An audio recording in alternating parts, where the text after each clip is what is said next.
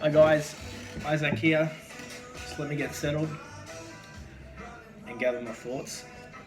So what I want to talk to you about today is the idea of results and what that really means for me, what that meant to you, and most importantly, how do you get there? Um, like most guys experience, like myself is probably the same. I, started training at a commercial gym. I tend to just sort of copy what everyone else around me was doing.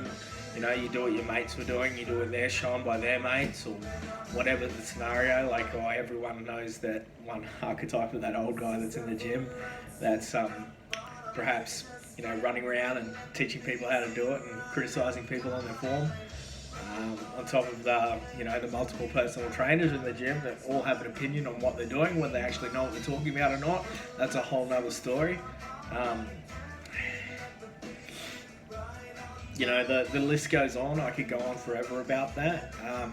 But there's this innate thing, or this kind of universal truth that every guy that steps in the gym to some level, to some certain degree, thinks he knows what he's doing. And the truth, couldn't be anything further from the truth. As a matter of fact, I've been having a conversation with a mate, like a good friend of mine, that's been training for a long time and just has no idea what he's doing. No concept of how things actually work and how we should be approaching things. Just had a vague idea, but just this insane ego on him.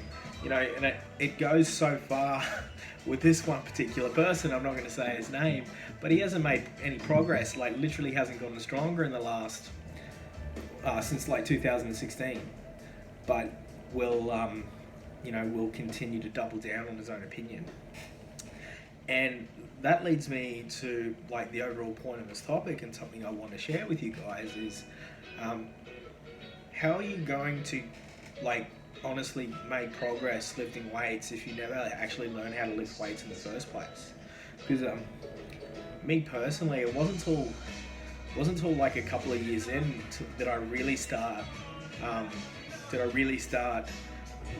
getting the idea around that I needed to really learn how to do this if I want to get it as good as I possibly could. And there's a lot of guys out there that have that mentality. When you set your mind to something or you start doing something, you want to get good at it. You want to see yourself get better. And that leads us to this kind of double-edged sword where guys, well, I already know what I'm doing. So you have this ego going, I already know what I'm doing. I know I don't need help. And this other side of you that wants to learn how to do everything the best, but you're not willing to help or pay for someone to teach you how to do this. Interesting thought.